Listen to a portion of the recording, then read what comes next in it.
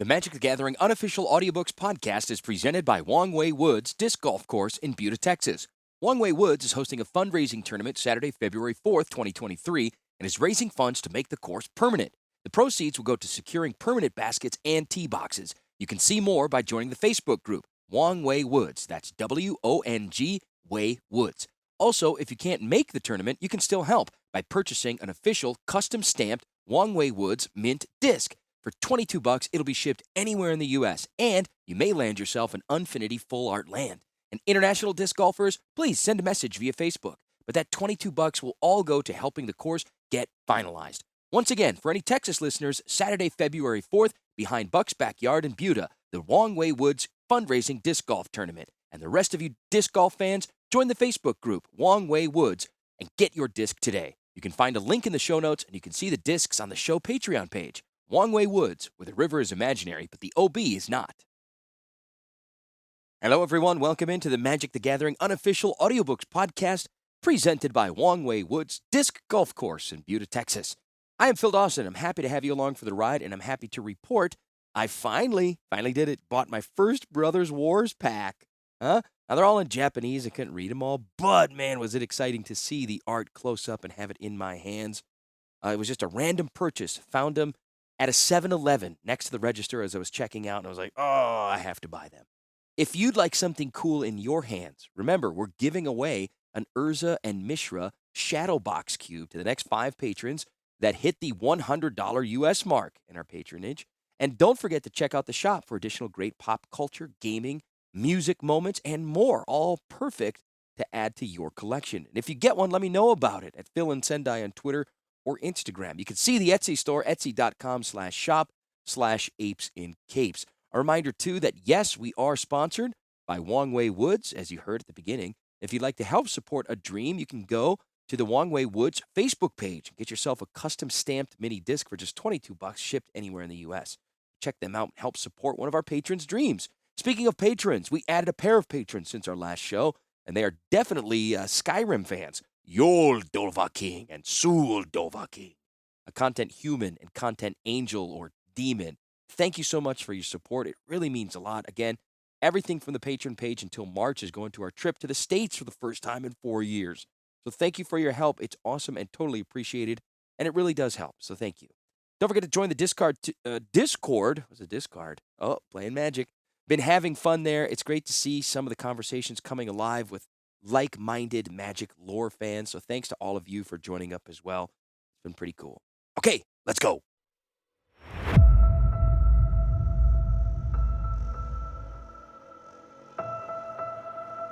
Chapter 8. Urza was unprepared for the Phyrexian attack. One moment, the Planeswalker had been studying a cliff face for traces of Thran artifice, and in the next, a stream of hellish energy had slammed into him from behind and pinned him to the rock wall. It had required of the walker every ounce of his willpower to hold together his form in the face of the surprise attack. The second negator hit him from the side, a flurry of rending claws and razor-sharp fangs. Only by throwing the second Phyrexian into the energy attack of the first did Urza manage to break away and recapture a portion of his strength. Now the three danced about wildly. Urza moved with preternatural speed, his attention divided between 2 negators. They came close to matching him. Lightning crackled at Urza's fingertips, striking out like some kind of whip, keeping the negators at bay. Where the energy touched the creatures, it split the armor, exposing black, corrupted flesh beneath. He couldn't seem to reach anything vital in these robust creatures. The energy cannon that replaced the arm of one Phyrexian continued to strike at him with dangerous effect. Wherever the reddish stream touched him, the equivalence of mortal pain ate into his concentration. The more he devoted to keeping his form intact, the less he had to deal with his own offense. Urza settled into a defensive pattern, gambling that the Phyrexians could not come up with another surprise while he built up his own power. The negator, predisposed to physical assault, uttered a long and piercing shriek that threw a disrupting ripple throughout the walker's entire form. A wisp of fiery energy from the cannon caught Urza in the arm, and for the briefest second, he recalled the mortal pain of a burn as well as the disruption to his immortal form, a sensation he would have been happy to have lived without remembering. Drawing power from his memory of the Hurloon Mountains, calling forth the powerful mana they offered, Urza cast lightning from both hands, which began piling up in front of him. The collection pulsed and grew, spitting out arcs of snapping energy. No more time left to him. Urza cast the large ball of lightning forward. It sped toward the negator, brandishing the cannon. It dodged the first pass, but was caught up trying to shake the inexorable advance. It gave Urza all the time he needed. Bringing his staff to bear, the Planeswalker triggered one of its many functions, a sonic attack, one that he had devised decades before to deal with the Phyrexian infestation of Tolaria. The sound interfered with the composition of glistening oil, the lifeblood of Phyrexian living artifice. The high-pitched harmonics slammed into the second negator with incredible force, throwing it back and pinning it to the earth. Sprays of gray-black liquid gushed from the negator's open wounds, and it trembled and shook. Urza moved forward. The head of his staff pointed directly at the creature. With a final spasm, the gator fell still, its fluids leaking onto the ground and staining the soil black. Only then did Urza notice that the second negator had ignored the attack of harmonic sound. It still dodged about nimbly, evading the pulsing collection of energies that trailed after it relentlessly. There would be no escaping the strike, only delay, but the walker couldn't be sure of it being enough to kill the negator. Tapping the mana as he had done before, Urza quickly built up another such electrical storm and flung it toward the cornered Phyrexian. Weak from the attacks against him and concerned that the remaining negator might have sent a summons to others, Urza cast his form into the chaos that existed between worlds and walked away. While the pain of the burn had long faded, its memory continued to worry the back of his mind.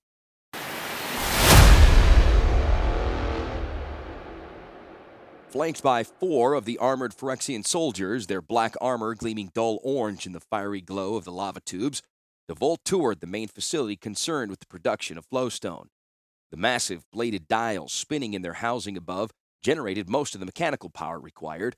Giant corkscrews pulled up the lava in black-crusted tubes from the geological furnaces of Wrath far underground. They would be cooled by water siphoned off a nearby lake and then fed farther up into the processing machinery. Yellow steam escaped the joints of nearby pistons, scalding and sulfurous. The machinery this far down had turned rust red over time, standing exposed to the sulfurous steam. Duvall filed away a mental note that the machinery should be overhauled as soon as the secondary additions were built and in full production. The megalithic proportions of the 2 new attractors demanded an incredible investment of labor and time. Another 50 years of work before the new facilities would be ready. This is the Vec and Phyrexians' measured time, both referring back to the old Dominarian calendar of their ancestors. The Coruscant native measured years a bit longer. It didn't matter either way. Duvall never forgot a detail he had committed to his memory. It was now 133 years since the Phyrexians brought him away from Coruscant, and he could review notes made to himself over a century back that had still not come due. So far beyond his normal lifespan, the Phyrexian collaborator still resented being trapped in the weak and diseased body for which Coruscant physicians had once predicted an early demise. Now he had certainly outlived those physicians and any other Coruscant living then. The Phyrexians kept him alive and offered a few improvements, when it suited their needs, but little else. They guaranteed him virtual immortality so long as he kept the machines running here on Wrath, so long as he completed whatever task was set before him, so long as Krogh decided that he was useful. The Vec workers, a humanoid race with blunt features and knobby joints, stood nearby during the inspection, their pale skin, from so long trapped away from any sun, flushed in the room's heat. They despised him. He knew that, but they would never do anything so long as the Phyrexian troops stood guard. Any one of the spindly-limbed warriors could kill them all, easily, before Duvall was put in any mortal danger that the Phyrexians could not repair. That was the trick, to beat the Phyrexians' ability to remake and improve. Duvall was learning something of this in his attempts to kill the hated Urza Planeswalker. "I want production increased," he said to the Vex supervisor in charge.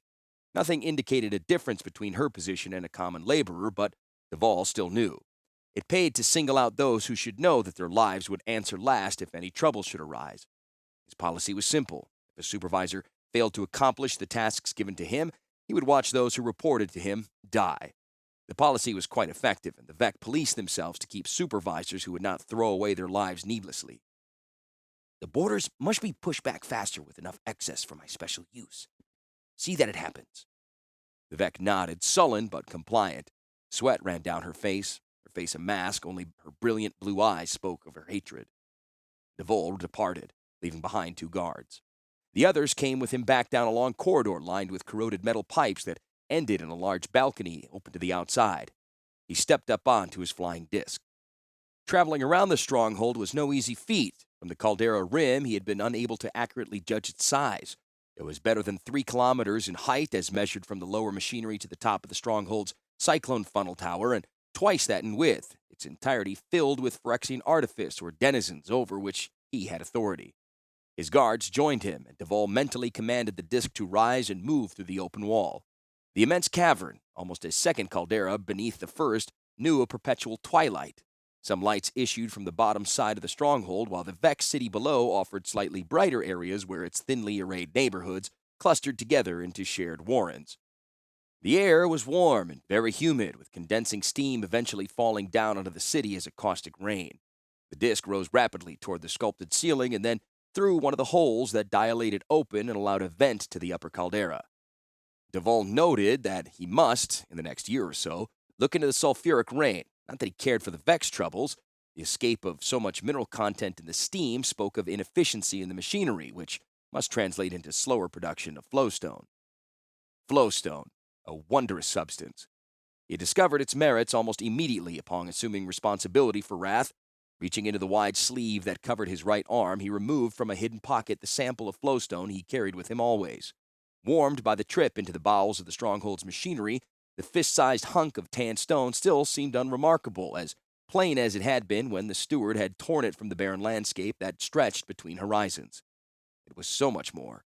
Without much effort, Deval mentally shaped it into a series of rough figures, a cylinder, then a cube.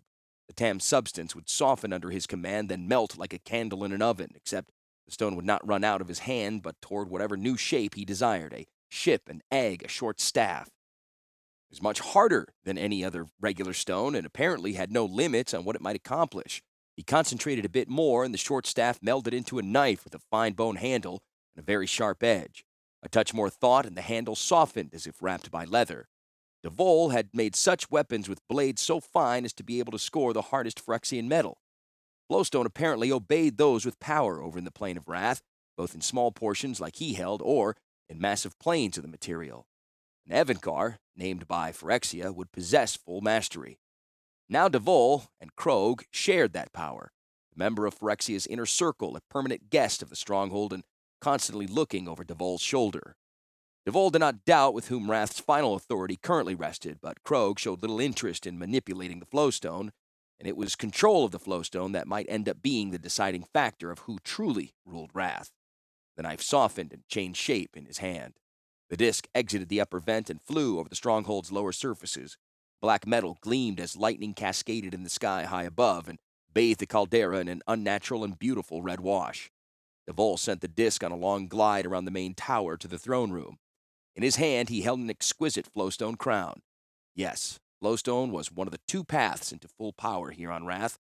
Power Deval meant to have.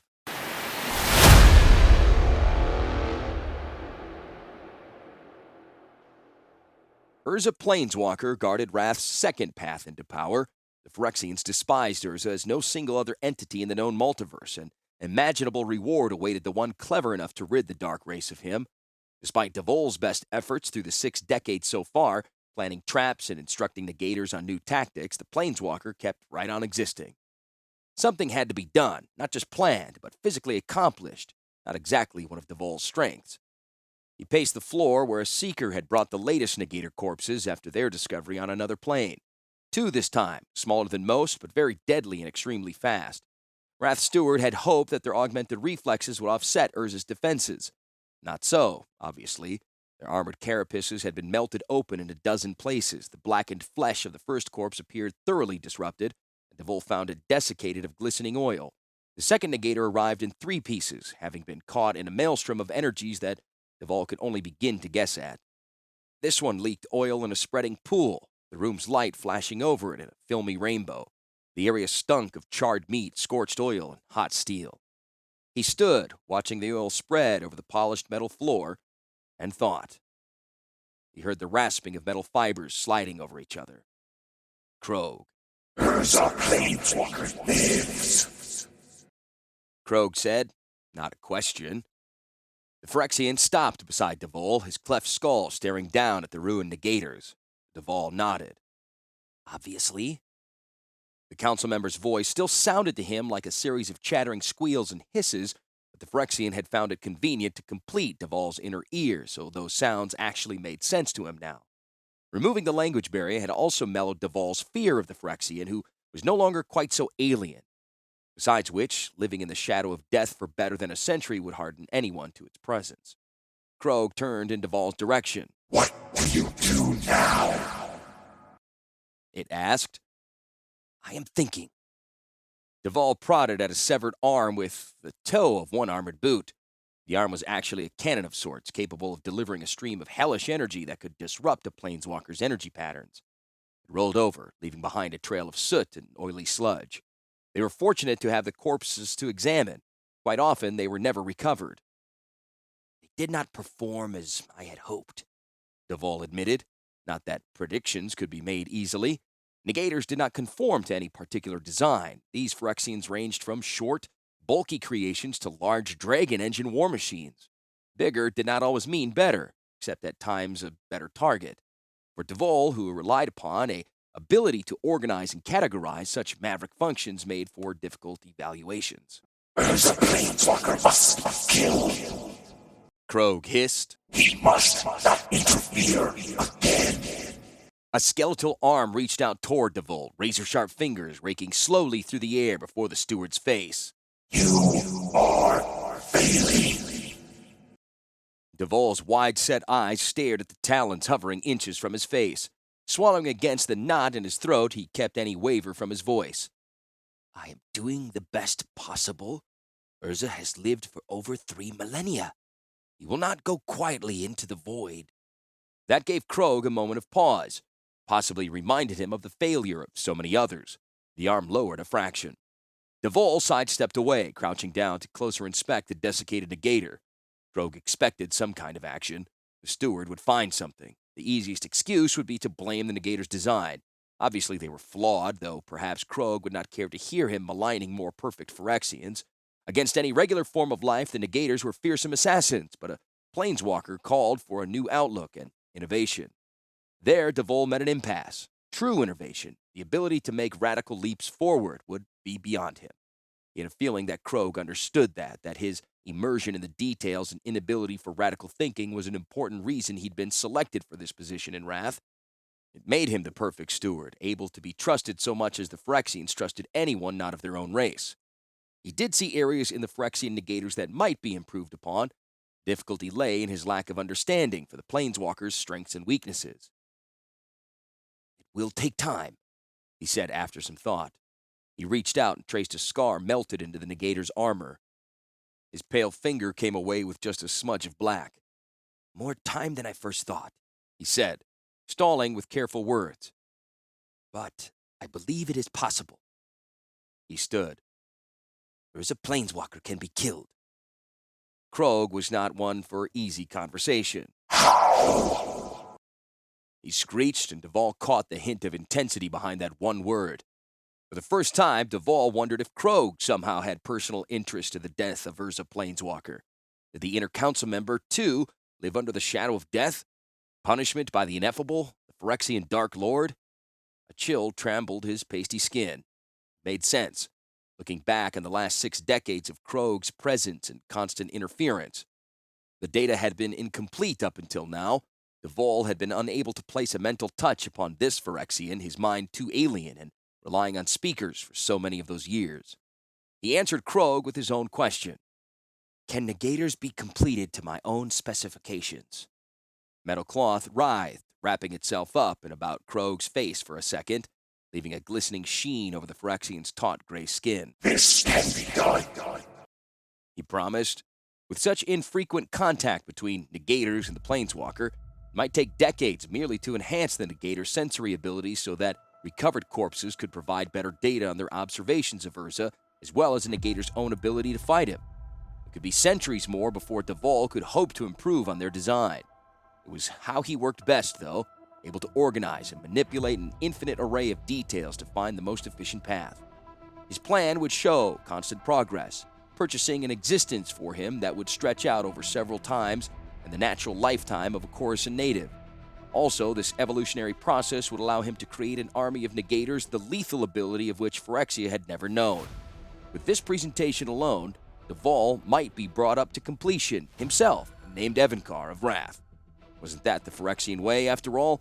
To improve in the current generation that which failed in the previous? The Vole felt the Planeswalker's death was assured. The power of numbers was on his side. Eventually, Urza would be overwhelmed. But under a slow program of constant refinement to the creatures that hunted him that could stretch out perhaps another 5 centuries. The Vole would have his monsters, but eventually the life of the Walker as well. With any luck, Urza would take a long time to die.